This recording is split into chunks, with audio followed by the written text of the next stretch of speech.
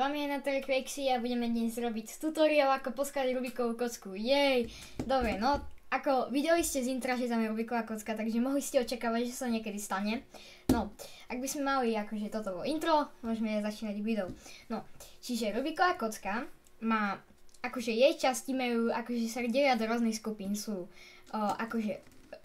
uhly, tieto tu také uhlové časti, rohy sú tieto tu stredné, a stredy, čo sú tieto tu také v strede. No, tieto časti, akože napríklad uhly majú 3 strany, rohy majú 2 strany a stred má iba jednu farbu. Tie strany sú akože farby. No, ak máme začať akože ten začiatočnícky spôsob, tak najprv musíme rozbrať. Čiže, ak máme rozbrať tú kocku a neviete, ako ju poskladať, prvé čo musíme začať, je poskladať biele časti okolo žltého stredu. Nejak takto.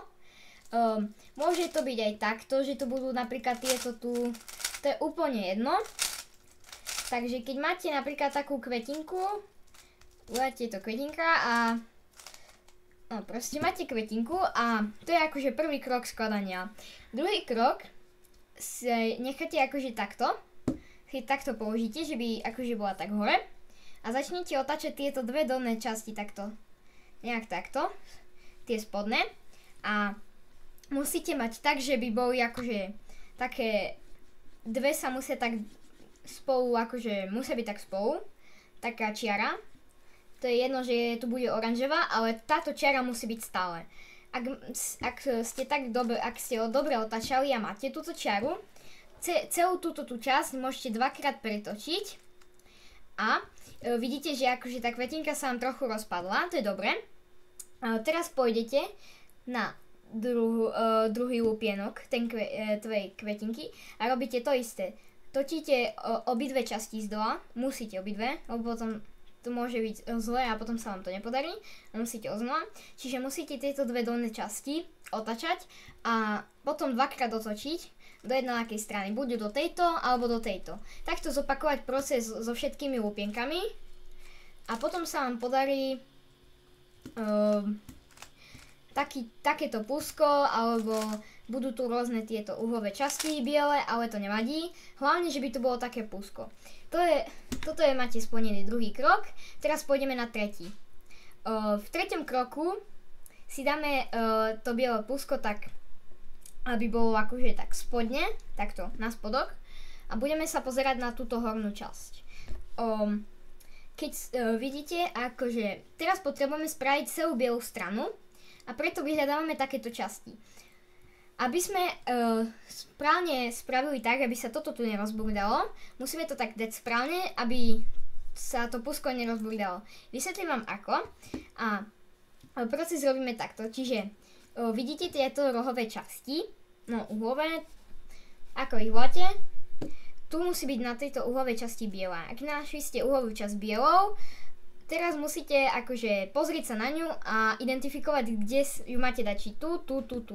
No, čiže ak má napríklad tá uhlová vaša časť modrú, červenú alebo hociakú inú farbu, proste bielu a nejaké dve farby, pozriete sa na tie dve farby okrem tej bielej a vidíte červenú a modrú. Musíte túto vrchnú časť, alebo dve spodné, to je jedno ako to budete krútiť, musíte to tak krútiť, aby ste mali, že by táto uhlová časť bola medzi tými dvomi farbami, že medzi tými dvomi stredmi, akože strana má byť akože celá, podľa toho streda máme určiť celú stranu, že akej farby má byť. Čiže táto celá strana musí byť modrá, lebo to je modrý stred. Čiže musí to byť táto uhlová časť medzi modrou a červenou stranou podľa týchto dvoch farieb. Alebo keď máte takú časť medzi modrou a oranžovou, takto, ale nemusí to byť akože oranžová pri oranžovej, ale musí byť medzi tými dvomi stranami. Musí. Nemusí byť akože tak rovnako, že musí byť tu oranžová, tu modrá, to nevadí. Čiže, keď máme tak, tú modrú a červenú, teraz musíme robiť taký algoritmus, čiže je to algoritmus, že hore a doľava, dole, doprava. Musíte sa pozerať na túto dolnú časť, na ktorú chcete dať akože tú časť, aby sme poskladali tú bielú stranu. Ak tam nie je, opakujeme ten algoritmus, čiže hore, doľava, dole, doprava. stále nie, čiže opakujeme hore, doľava, dole, doprava, hore, doľava, dole, doprava, hore, doľava, dole, doprava.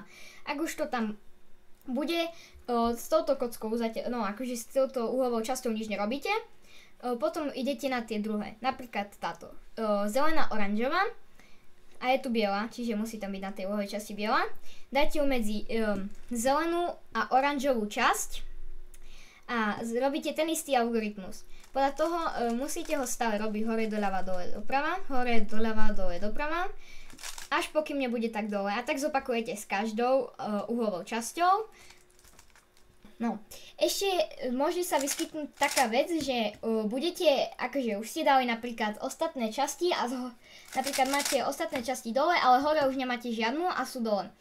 Nestresujte, nie je to zle, nemusíte to robiť odznova, ale keď spravíte ten istý algoritmus hore, doľava, dole, doprava, dáte ho hore a potom už viete, čo máte s ňou robiť.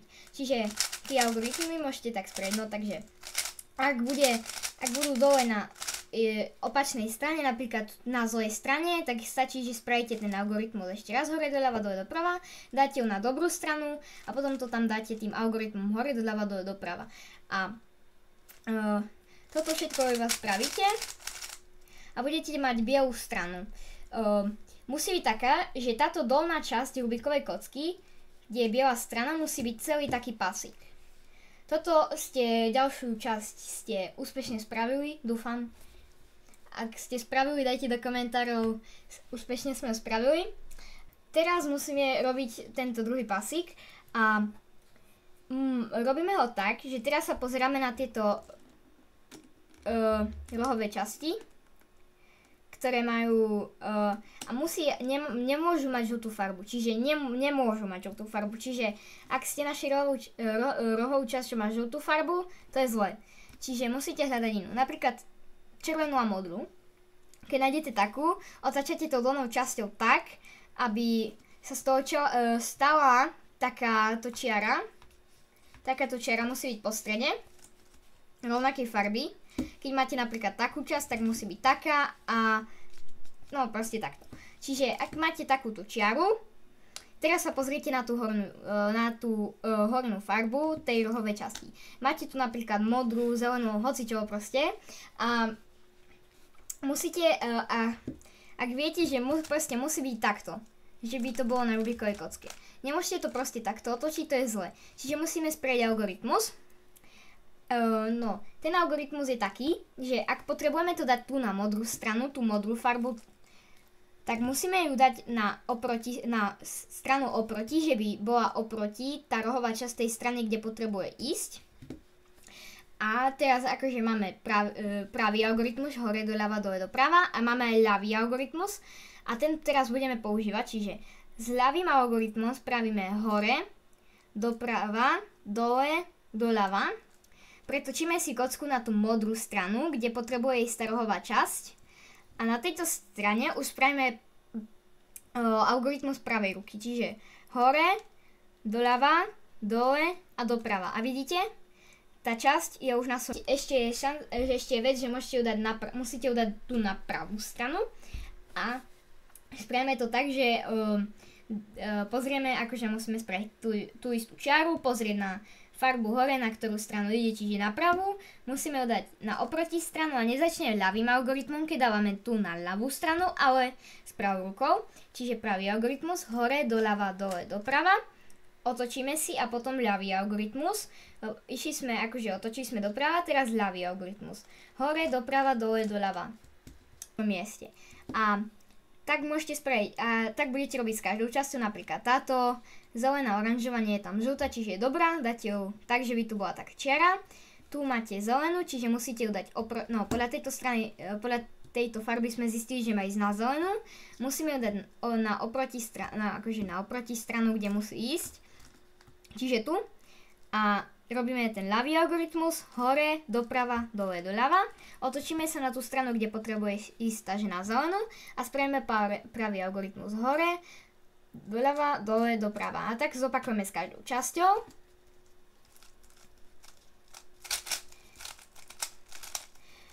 A potom sa vám vytvorí takýto dvojpasík. Keď sa stane vám niečo také, že že už nemáte časť, ktorá nemá akože, ktorá nemá žltú farbu, ale tento nie je to akože správne a máte takéto, tak musíme spraviť algoritmus, aby sme to akože spravili dobre. No čiže, aby sme to vybrali, musíme spraviť, keď je to na pravej strane, začneme pravým algoritmom, hore, doľava, dole, doprava. Otočíme sa na túto stranu. Podľa toho napríklad bolo na pravej strane, musíme sa otočiť tak doprava. Teraz spravíme ľavý algoritmus. Čiže tak. A potom, keď už máte akože už vybratú hore, tak musíte už iba dať na správnu stranu a spraviť ten algoritmus. Máte už akože tie dve pasiky. Teraz sa pozeráme na hornú časť a zameráme sa na rohy, tieto. Tu. A musíme teraz spraviť také isté púsko, ako sme robili na začiatku, ale už na hornej strane. Robíme to tak, že pozrieme sa, aké máme zatiaľ časť. Ak máte dve časti, ale nie sú akože takto zarovná, ale ani takto, ale sú akože takto nejak, alebo takto, proste nie sú akože taká čiara. To je jedna možnosť. Potom je druhá možnosť, že máte takúto čiaru. A ešte je jedna možnosť, že máte bodku. Každá možnosť sa rieši tak inak, len sú rôzne postupy krokov. Čiže bodka sa rieši takto, že túto stranu pretočíte takto a začnete robiť pravý algoritmus. Hore, doľava, dole, doprava. Vrátite to naspäť. Potom sa vám podarí, potom budete mať akože už túto možnosť, že máte takto. Táto možnosť sa rieši takto, že musíte ju dať tak, aby ste mali akože 9 hodín ako na ručičkových hodinách, že 9, že akože tu je na 12 a tu je na 9, čiže 9 hodín. Alebo 12:45, ako si to sami poviete. A keď máme takto, musíme, akože keď máte toto, musíte si dať tak, aby ste videli v tom 9 hodín alebo 12:45. A keď máte tak, pretočíte si to tak, že by ste to mali akože takto pred seba. Tiež pretočíte túto stranu a spravíte pravý algoritmus. Hore, doľava, dole, doprava.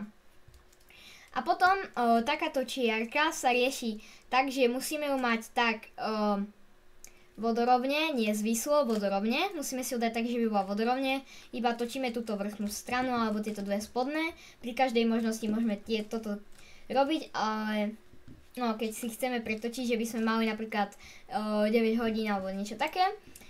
Keď máme túto čiaru, musíme si dať tak, že by sme ju mali takto vodorovne a robíme to isté, čiže otočíme túto stranu takto a robíme hore, doľava, dole, doprava, čiže pravý algoritmus a vrátime.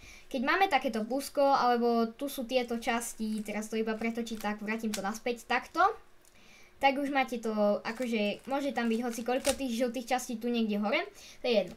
Čiže keď už máte to púsko, máte splnenú vec. No, keď máme už púsko, teraz sme zistili, že máme tieto tu zlé, akože nemáme celé to hotové, čiže teraz to budeme už sporiadať. Najprv začneme s rohou. A prvý ten, keď sme robili tieto dolné časti, je to ten istý princíp, že musíme nájsť tak, že by bol okolo tých dvoch istých strán, môže to byť, že tu je červená, tu je modrá, to je jedno. No proste, musí to byť okolo tých strán, ako sú tieto dve farby. Čo sú tu, žltá to je jedno, tieto dve farby musia byť okolo svojich dvoch strán, čiže modrá a červená musí byť okolo červenej a modrej a červená a zelená musí byť okolo červenej zelenej. Ak by tu bola zelená, tu červená, to je jedno. To je prvá možnosť, že máte dve strany takto, alebo ešte je možnosť, že nemáte ani jednu takúto čiaru, ktorá má dve dobré strany takto pri sebe, lebo vy hľadáte teraz také čiary, ktoré majú dve